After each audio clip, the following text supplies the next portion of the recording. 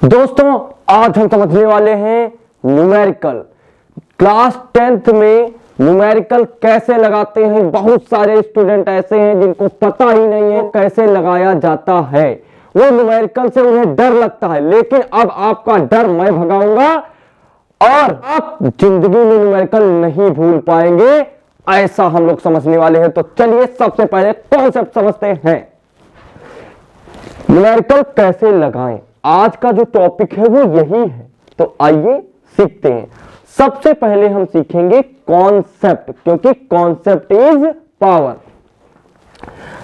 दोस्तों सबसे पहले हम क्या करेंगे, दर्पण के न्यूमेरिकल लगाएंगे। दर्पण मतलब मिरर।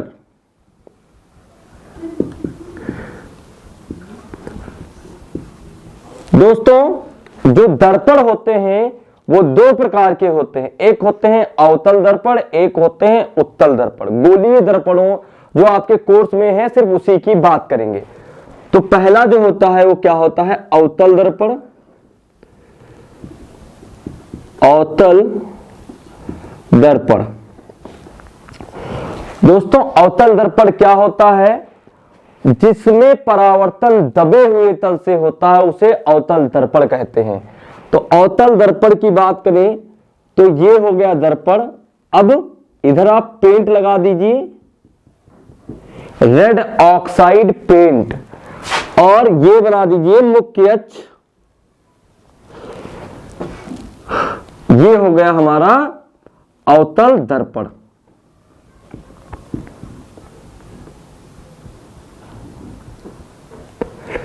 सबसे पहले हम इसी को समझते हैं। देखिए ये है मुख्य अक्ष। जो भी पॉइंट होंगे जैसे कि फोकस दूरी, वक्रता केंद्र, ठीक है, ये दो जो पॉइंट होंगे वो किधर होंगे, जहां से परावर्तन हो रहा है इधर साइड होंगे। तो ये हो गया हमारा फोकस दूरी F पॉइंट, और यहां से कुछ दूरी पर आप मान लीजिए C पॉइंट, इसे कहते हैं वक्रता केंद्र। ये क्या है, वक्रता केंद्र।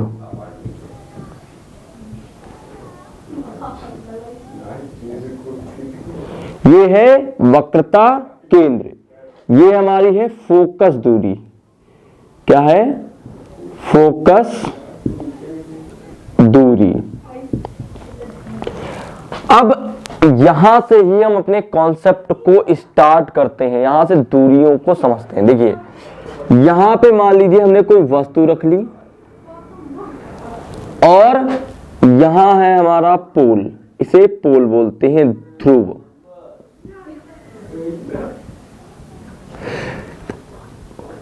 देखिए वस्तु से दर्पण के बीच की जो दूरी होती है उसे हम U से रिप्रेजेंट करते हैं। याद रखिएगा, जो वस्तु होगी, वस्तु से दर्पण के बीच की दूरी को क्या कहते हैं, U। तो यहां पे आप U लिख लीजिए। उसके बाद फोकस दूरी, फोकस से दर्पण के बीच की दूरी जो होती है वो फोकस दूरी होती है F। अब यहां से ये होता है वक्रता केंद्र। वक्रता केंद्र से दर्पण के बीच की दूरी जो होती है वो क्या होती है, वक्रता केंद्र से दर्पण के बीच की दूरी, उसे कहते हैं वक्रता त्रिज्या, इसे कहते हैं R। दोस्तों ये कुछ पॉइंट हुए। अब जहां प्रतिबिंब बनेगा उसको देखते हैं। मान लीजिए हमारा प्रतिबिंब यहां पर बनता है आके, ठीक है, तो प्रतिबिंब से दर्पण के बीच की दूरी को हम कहते हैं V। अब इसको हम यहां पे समझते हैं। देखिए जो U होता है वो क्या होता है, वो होता है वस्तु से दर्पण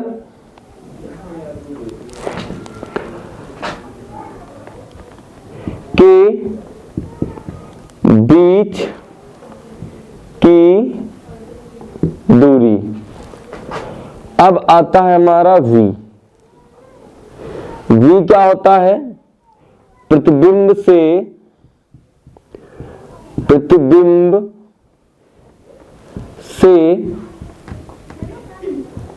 दर्पण के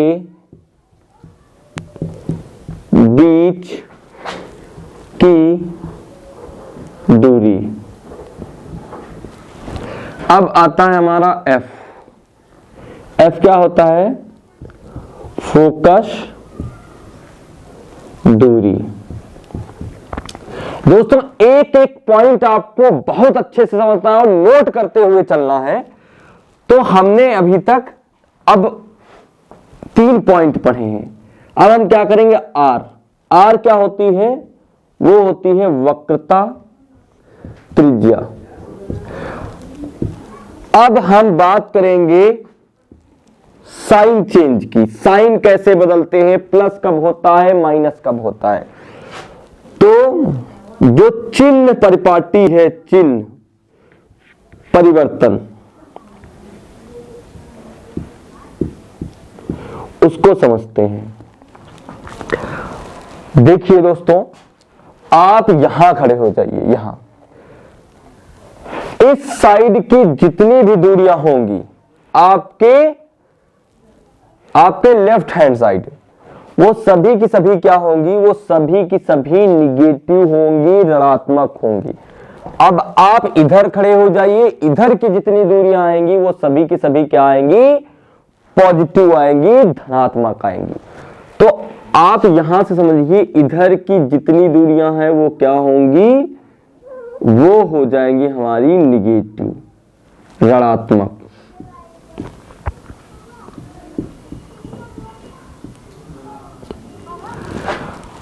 अब हम इधर की बात करें तो इधर की जितनी दूरियां होंगी वो हो जाएंगी पॉजिटिव, धनात्मक।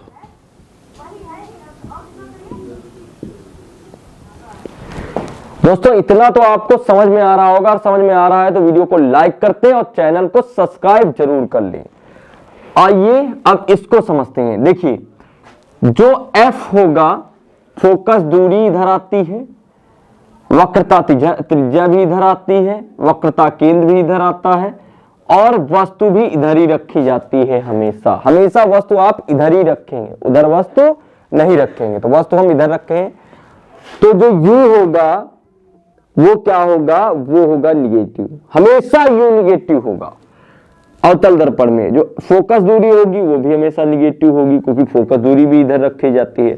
अब आता है वी। दोस्तों कभी कभी हमारा प्रतिबिंब इधर भी बनता है, 2 कंडीशन होती है। तो प्रतिबिंब जब इधर बनेगा तो वो होगी पॉजिटिव। तो जब प्रतिबिंब हमारा लेफ्ट में बनेगा तो हो जाएगी वो निगेटिव दूरी।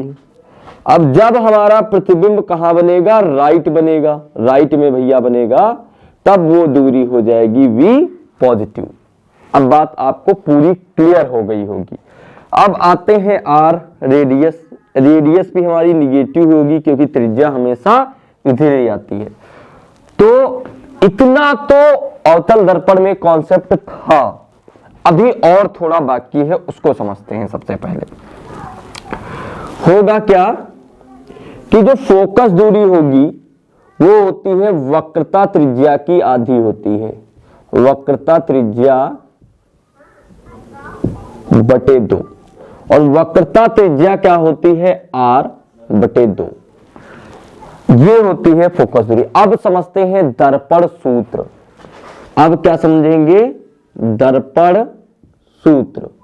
जो दर्पण सूत्र दोस्तों होता है वो होता है 1/f = 1/v + 1/u। ये होता है हमारा दर्पण सूत्र। इस सूत्र से हम क्या करेंगे? अपने न्यूमेरिकल लगाएंगे, अपने क्वेश्चंस को सॉल्व करेंगे। ठीक है, तो ये पूरी चीज रही है किसकी? अवतल दर्पण की।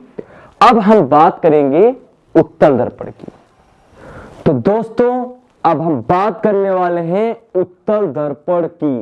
वो भी कॉन्सेप्ट बहुत ही अच्छे तरीके से आपके दिमाग में घुसेड़ जरूर देंगे। आइए बात करते हैं। तो जो सेकंड हमारा दर्पण है वो है हमारा उत्तल दर्पण।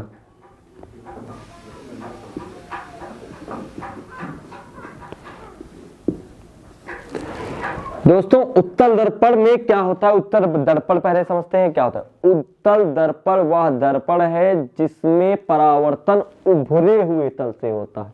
कहां से होता है? उभरे हुए तल से। तो आइए बनाते हैं उत्तल दर्पण। ये हो गया उत्तल दर्पण। अब और ये उसका हो गया मुख्य अक्ष और ये इसका हो गया ध्रुव। साथ में बनाते रहिए। ये है इसका क्या है? मुख्य अक्ष। अब हम वस्तु हमेशा कहां रखेंगे? लेफ्ट में। हमेशा वस्तु कहां रखेंगे? लेफ्ट में। ठीक है दोस्तों, वस्तु हमेशा कहां रखी जाएगी? लेफ्ट में। प्रतिबिंब हमेशा कहां बनेगा? राइट में। तो ये याद रखिएगा, वस्तु इधर रखेंगे, प्रतिबिंब इधर बनेगा। अब इसमें क्या होगा? प्रतिबिंब सीधा बनेगा। और अब दूरियों को समझते हैं, चिन्ह परिवारटी को समझते हैं। अब इधर हमेशा क्या होगा? फोकस दूरी इधर ही होगी। जो आर होगा ये मान लो वक्रता केंद्र हो गया सी, तो आर भी इधर ही होगा। अब V की बात करें तो V भी हमेशा किधर बनेगा? इधर ही बनेगा। क्यों? क्योंकि ये हो गया हमारा प्रतिबिंब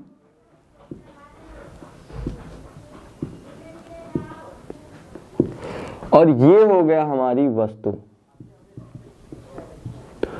यहां से यहां तक की वस्तु से दर्पण के बीच की दूरी अभी बताया मैंने क्या होती है? U। तो ये हो जाएगी U। अब प्रतिबिंब से दर्पण के बीच की दूरी हो जाएगी क्या हो जाएगी? V। फोकस दूरी क्या हो जाएगी? F। वक्रता त्रिज्या R। ठीक है दोस्तों, तो इतनी चीजें इसमें होती हैं। अब चलिए उसको समझते हैं। अब हमने आपको बता दिया था U क्या होता है, V क्या होता है, F क्या होता है, ये सब हमने बता दिया था, R क्या होता है। तो अब सिर्फ इसके चिन्ह को समझ लेते हैं कैसे रहते हैं। तो देखिए, इसके सिर्फ हम चिन्ह को समझेंगे कि कैसे चेंज होते हैं। देखिए, जो U होगा वो हमेशा निगेटिव ही रहेगा। अब इधर खड़े हो जाइए। इधर की जितनी दूरियां वो सब माइनस में, इधर की जितनी दूरियां वो सब प्लस में। तो ये हो जाएगी, ये निगेटिव दूरियां हो जाएंगी और यहां पे जो हो जाएंगी वो हो जाएंगी पॉजिटिव। अब आप खुद समझिए कि U हमेशा इधर है तो ये माइनस रहेगा, V उधर रहेगा तो प्लस रहेगा, पॉजिटिव ही रहेगा। अब आते हैं F की बात, उधर है वो भी पॉजिटिव रहेगा। अब आते हैं R की बात, R भी उधर है वो भी क्या रहेगा? पॉजिटिव ही रहेगा। तो आपको सारे कॉन्सेप्ट हमने समझा दिए हैं। अब हम बात कर लेते हैं आवर्धन की। किसकी दोस्तों बात करेंगे? आवर्धन की। तो दोस्तों अब हम बात करते हैं आवर्धन की और बहुत ही शानदार तरीके से समझेंगे। तो आइए समझते हैं दोस्तों, जो आवर्धन होता है वो क्या होता है? सबसे पहले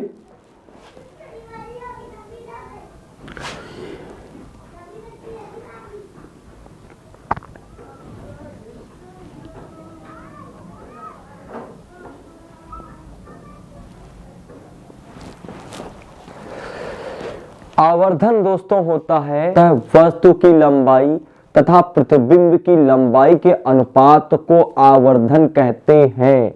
मतलब समझिए, इसे m से रिप्रेजेंट करते हैं, प्रतिबिंब की वस्तु की लंबाई को h1 से, प्रतिबिंब की लंबाई को h2 से। तो हो जाएगा h1 अपॉन h2। ये हो जाएगा वस्तु की लंबाई, ये हो जाएगी प्रतिबिंब की लंबाई, ये हो जाएगा अनुपात। वस्तु की लंबाई प्रतिबिंब की लंबाई के अनुपात को आवर्धन कहते हैं।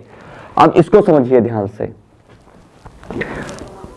मान लीजिए वस्तु आपकी ऊपर होती है, मुख्य अक्ष के ऊपर रखी है, ठीक है, और प्रतिबिंब आपका उल्टा बन रहा है, नीचे बन रहा है, मतलब प्रतिबिंब उल्टा बन रहा है, सीधी बात। तो ये क्या हो जाएगा? H2 ऊपर वस्तु तो प्लस में हो जाएगी, उसकी लंबाई प्लस में हो जाएगी, लेकिन जब प्रतिबिंब उल्टा बनेगा तो प्रतिबिंब की लंबाई हमेशा माइनस में रहेगी, तो ये हो जाएगा माइनस। अब इसी को दूसरे फॉर्म में समझते हैं। मान लो वस्तु ऊपर रखी, प्रतिबिंब भी ऊपर बन रहा है, ये H2 हो जाएगा, तो हो जाएगा H1 भी आपका प्लस हो जाएगा और H2 भी क्या हो जाएगा, प्लस में हो जाएगा। तो यहां से एक कॉन्सेप्ट तो ये हो गया। अब इसी कॉन्सेप्ट को हम V और U के फॉर्म में समझते हैं। M इक्वल टू क्या होता है, माइनस का V अपॉन U। एक तो फॉर्मूला ये होता है, दो चीजें होती हैं, एक होता है M equal to minus V upon U, एक होता है M equal to minus H1 upon H2, H1 upon H2 plus में। अब इसको समझते हैं, इसको हम एक और तरीके से भी लिख सकते हैं, वो होता है H1 upon H2 equal to minus का V अपॉन U। एक दूसरा भी होता है, उसको समझिए, H1 माइनस का H1 upon H2 equal to minus का V अपॉन U। एक ये फॉर्मूला होता है। तो इस तरीके से आप इन चीजों को समझ लीजिए। तो दोस्तों अभी जो दर्पण का कॉन्सेप्ट है वो पूरा का पूरा खत्म होता है। अब हम इसी से रिलेटेड क्या करेंगे, न्यूमेरिकल को लगाएंगे और बहुत ही शानदार तरीके से। तो दोस्तों हम समझते हैं अपने क्वेश्चंस को, जो कि दर्पण के क्वेश्चंस हैं, तो इनको बहुत कायदे से समझिएगा। हमने दो क्वेश्चन लिए हैं, दोनों के टाइप अलग हैं, दोनों को चीजें अलग हैं।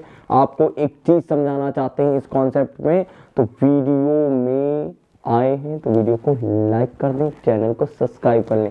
तो चलिए दोस्तों समझते हैं।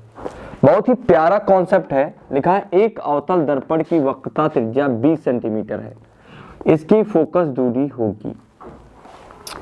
सबसे पहले इसे मार्क कर लीजिए, अवतल दर्पण बोल रहा है, तो क्या करेंगे, ये हो गया हमारा अवतल दर्पण।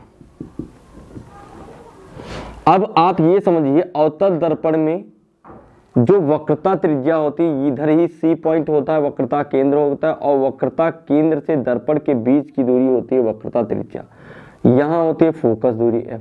मतलब फोकस दूरी और वक्रता त्रिज्या दोनों एक ही तरफ होती हैं। जो फोकस दूरी होती है वो क्या होती है, वक्रता त्रिज्या की आधी होती है। वक्रता त्रिज्या बटे 2, मतलब कि F इक्वल टू हो जाएगा R/2।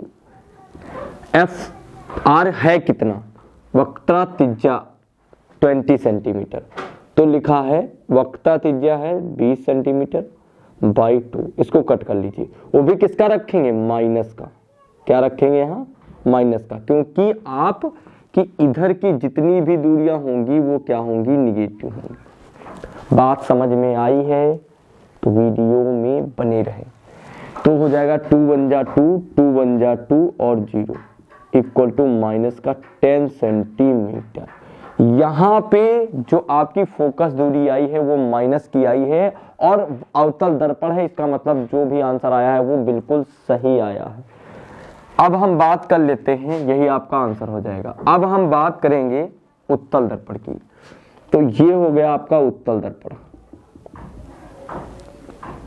अब आपने वस्तु यहां रखी और प्रतिबिंब आपका किधर बनेगा, इधर बनेगा।